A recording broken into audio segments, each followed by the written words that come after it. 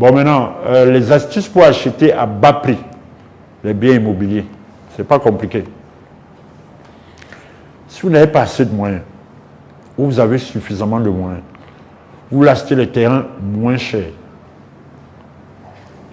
Votre agent immobilier va toujours vous aider pour proposer des offres où on vend moins cher. La première chose pour acheter moins cher, c'est qu'il faut acheter un terrain en cours d'immatriculation. On va voir les terrains en cours d'immatriculation pendant la formation à partir du 4 mars. Je ne peux pas détailler ça ici, c'est trop long. Les terrains en cours d'immatriculation, c'est-à-dire qu'un village a un terrain, il veut faire un titre foncier.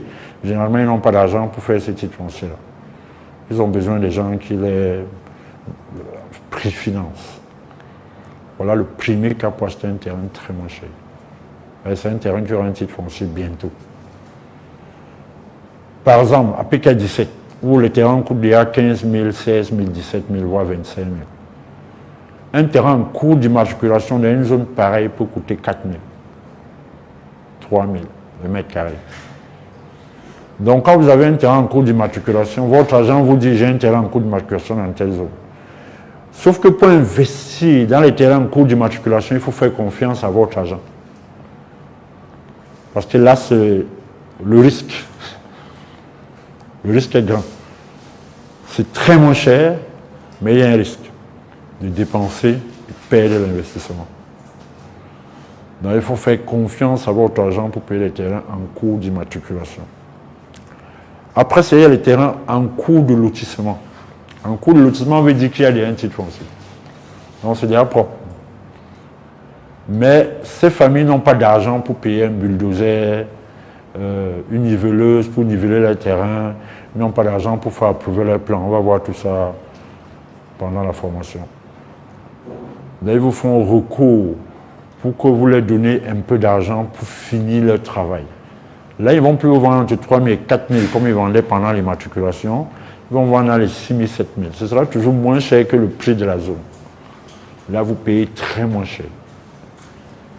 Maintenant, il y a les terrains qu'on vend au prix de la zone. Et les gens ont les problèmes.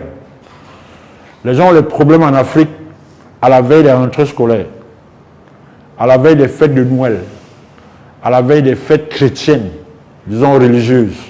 À la veille de ces fêtes-là, les gens ont les problèmes d'argent. Ils veulent bien fêter.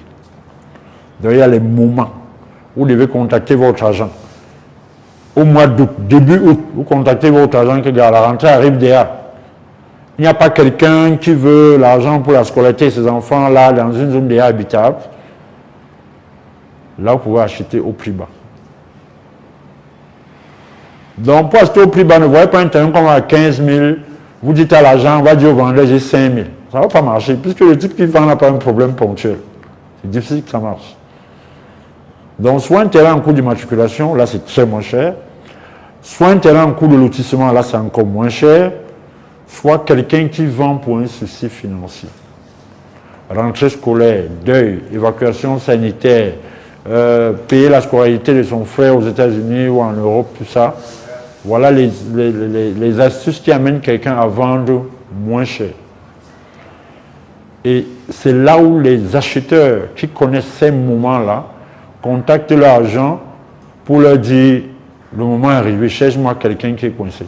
Les gens qui sont coincés, c'est tous les jours. Tous les jours, il y a des gens coincés. Et quand vous savez déjà que quelqu'un est coincé, vous avez déjà l'information de pourquoi il vend. Ça revient sur là de la négociation. Vous avez l'information de pourquoi il vend son bien. Quand vous connaissez le pourquoi, c'est fini. Vous allez acheter le bien facilement. Il peut dire, on vend ici à 15 000, j'ai des problèmes, moi je vends à 8 000. C'est-à-dire que pour 1000 mètres carrés, il vend à 8 millions. Vous avez déjà l'information. Vous demandez maintenant à la personne qui vous a donné l'information, il boit quoi? On est en Afrique. On dit, il boit le vin. Il aime la bière. Quel goût? On vous dit le goût.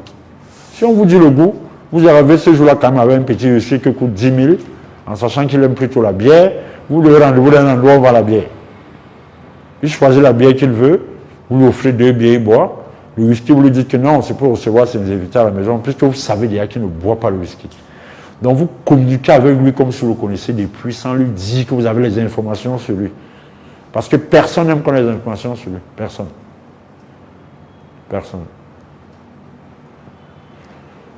Si vous rencontrez une dame, elle vous plaît. Vous la voyez passer tous les jours, elle vous plaît. Vous prenez le maximum d'informations sur elle à votre ami ou à son voisin. Il vous dit non, elle a un problème. Derrière sa tête, dans les cheveux que tu vois là, il y a une bosse. Tu la vois belle comme ça, mais il y a tel défaut sur elle et tout ça. Il vous donne les informations sur elle pendant 3-4 mois.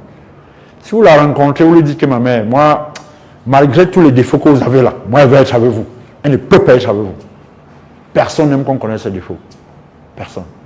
Surtout quand vous êtes encore distant. C'est difficile que quelqu'un accepte être avec vous et vous connaissez ses défauts. Ça ne marche pas. Si vous connaissez mes défauts de base, vous m'appelez pour une affaire, il ne vient pas. Il ne vient pas. De peur d'être gêné quand je suis en face de vous parce que vous connaissez déjà mes défauts. Donc, il ne faut pas expliquer aux vendeurs les secrets que l'agent vous a donnés. Il ne faut jamais le faire. Quand vous le faites, le vendeur comprend que vous avez un problème.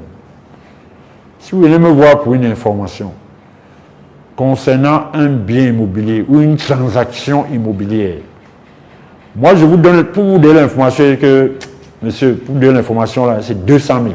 S'il n'y a pas 200 000, je ne peux pas. Parce que là, si le vendeur sait qu'il a cette information là, il va m'éjecter le dossier. Je préfère que vous me donnez 200 000 et je vous donne l'information. Vous me donnez 200 000, je vous donne l'information. Vous allez maintenant rencontrer le vendeur, vous lui dites non, j'ai rencontré Zeus hier, j'ai voulu savoir pourquoi vous vendez ce bien. Il m'a demandé 200 000 que j'ai donné, hein. Le 200 000 m'a dit, donc je suis venu vous voir pour que me rabaisser le prix. Ce vendeur comprend que vous n'êtes pas un client pour lui. Si vous avez trahi Zeus, demain, tout ce qu'il va vous dire là, qu'est-ce que vous n'avez pas dit à son mari ou à sa femme? C'est très compliqué. Il comprend qu'avec vous, il ne peut pas travailler. Vous proposez même moins n'importe comment. Vous montez même, ils disent non, je ne prends pas. Si ce n'est pas 5 millions, comme j'ai dit là, on laisse tomber. Je ne vous vends pas mon bien. Si vous avez manqué de respect à Zeus, vous avez manqué de respect. Autant mieux on laisse tomber, oubliez l'histoire. C'est comme ça que ça marche. Donc ne jamais trahir sa source d'information au vendeur à qui vous êtes venu voir pour une négociation. Si vous respectez ces règles-là qui ne sont que 3, la négociation va être très facile. La bonne adresse pour avoir un terrain, c'est contacter Zeus Immo. Augustin Zeus Immobilier est la bonne adresse pour avoir un lopin de terre ici. Vous pouvez avoir le terrain ici à partir de 250 mètres carrés, en fonction de vos moyens, pour avoir un lopin de terre ici, en passant par Zeus Conseil Immo.